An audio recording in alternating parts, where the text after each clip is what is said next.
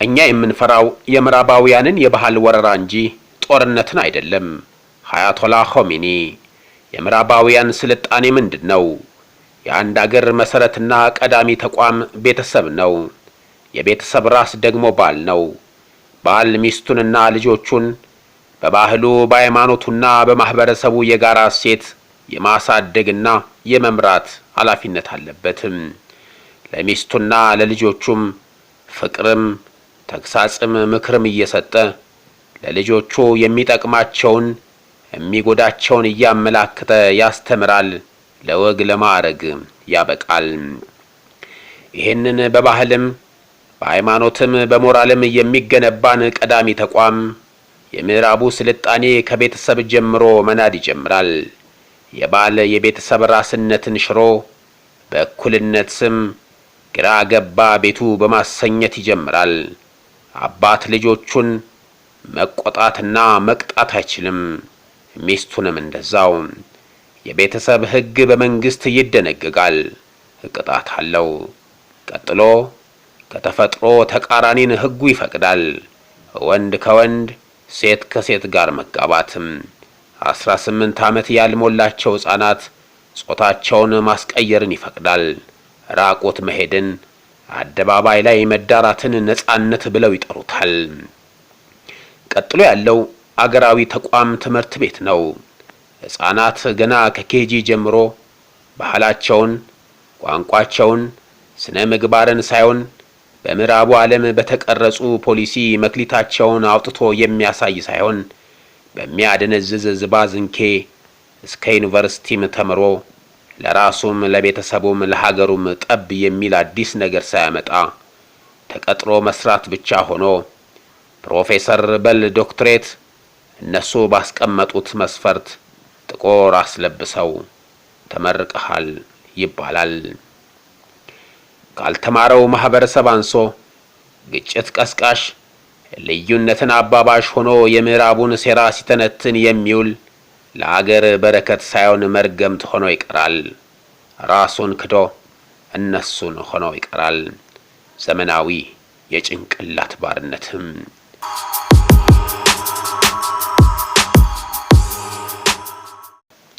የምዕራባውያንን ግሳንግስና ህልቆ መሳፍርት የሌለውን ፖሊሲያቸውን ትተን በዚህች 2 ነጥብ ብቻ ባለመቀበል ራሳቸውን ሆነው በባህላቸው፣ በቋንቋቸው፣ በሃይማኖታቸውና በራሳቸው የቤተሰብና የትምህርት ፖሊሲ ብቻ አገራቸውን አሳድገውና በልጽገው የምዕራባውያንን ተገዳዳሪ ከሆኑት አገራት ቻይና፣ ሩሲያ፣ ሰሜን ኮሪያና ኢራን ግንባር ቀደም ናቸው።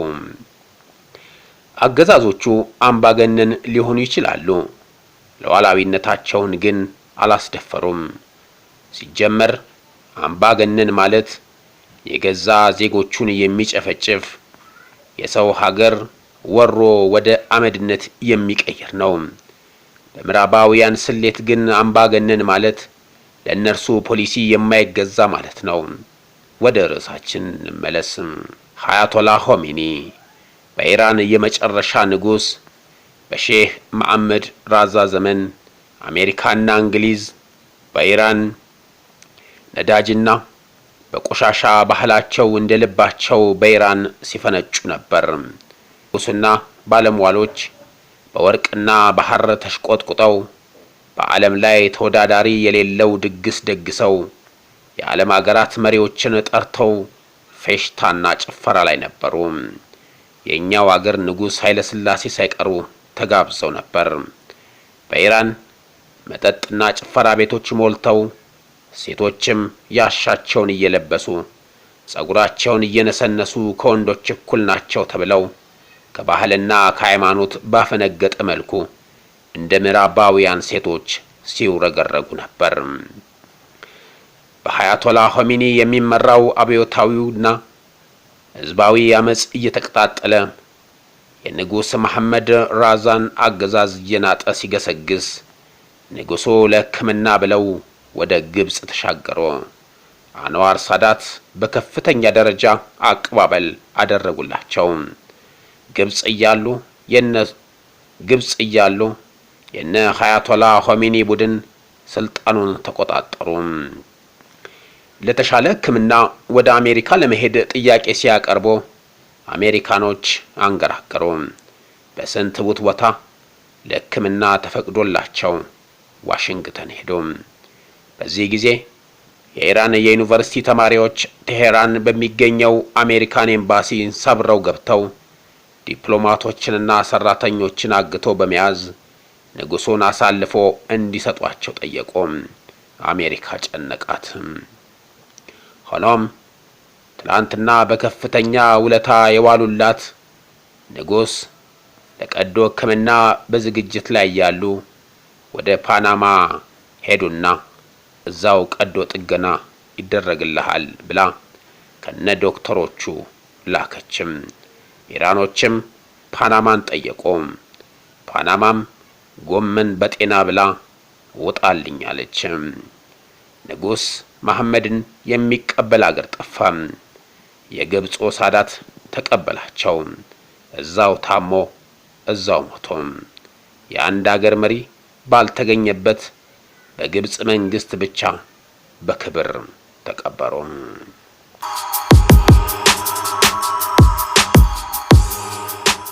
የአያቶላ ሆሚኒ አገዛዝ የመጀመሪያ እርምጃ የአሜሪካና የእንግሊዝ ነዳጅ አውጪ ካምፓኒዎችን ማባረር፣ ለእስራኤል የተሰጠ ዕውቅናን መሰረዝ፣ መጠጥና ጭፈራ ቤቶችን መዝጋት፣ ሴቶች በሃይማኖቱ ሕግና ደንብ መሰረት እንዲኖሩ በማድረግ ነበር። ምዕራባውያን ተንጫጩ። የማዕቀብ መዓት መጣል ጀመሩ። የታገቱትን አሜሪካውያን ካለቀቃቸው ከባድ ጦርነትን ከፍታለን ሲሉ ነው።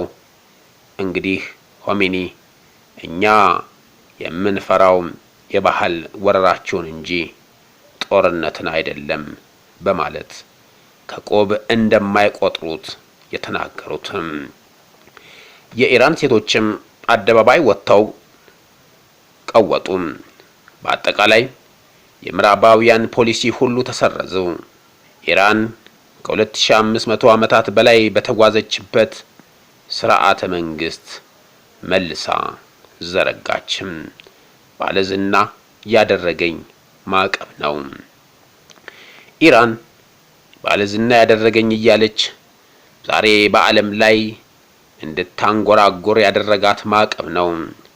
የኢራንን ሀብት ለኢራናውያን አንገቷን ደፍታ በራሷ የቤተሰብና የትምህርት ፖሊሲ ኢንጂነሮች፣ ሳይንቲስቶች፣ ዶክተሮች፣ ወታደራዊ ሊቆችን በማፍራት በኢራን መሰረተ ልማት በማስፋፋት ሃይማኖትና ፖለቲካ ሳይጋጭባት አስማምታ በአያቶላ ሆሚኒ ግስጋሴዋን ጀመረችም። እሳቸው ሲሞቱ በምትካቸው አያቶላ አሊ ኻሜኒ በመተካት የኒኩሌር ግንባታውን ጀመሩ። እስራኤልና አሜሪካ ባለፈው እስከ ገደሏቸው ድረስ ኢራንን ለ36 ዓመታት በመምራት ሀያል በማድረግ ደማቅ ታሪክ ሰርተው ተሰውተዋል። ከምዕራቡ የቀረባቸው ሳይሆን እነሱ የቀረባቸው ይበልጣል። እኛ በራችንን በርግደን አስገብተን ጦርነትና ህልቂት እንጂ ምን አተረፍን? ይሄን አገዛዝ እየደገፈ ኢራንን የሚቃወም አለቅላቂና አላዋቂ ብሎም ሆድ አምላኪ እንጂ በሐሳብ የሚሞግት የለም። አሜሪካና እስራኤል የኢራንን መሪዎችና ወታደራዊ አመራር በመግደል አገዛዙን መቀየር እንችላለን ብለው የሚቃዡት አገዛዙ በሌላ ሀገራት ባልተለመደ መልኩ መሰረቱን አለት አድርጎ በ8 የማዕዘን ድንጋይ የተዋቀረ ነው። ማዕቀብ ያጸናል እንጂ አያጎብጥም። አገር ወዳድ መሪና አመራር ካለ የምዕራባውያን ዲሞክራሲና ፖሊሲ ያጠፋ ሀገር እንጂ የለማና የተረጋጋ ሀገር በእድሜያችን አላየንም። የምዕራባውያን ስልጣኔ ሳይሆን መሰይጥን ነው። ይህንን መቃወም ደግሞ ሰብአዊ፣ ተፈጥሯዊና ሞራላዊ ነው። የመረጃችን ምንጭ ብሬክስ ፎር ኢትዮጵያ ነው። አበቃን። ሰላም።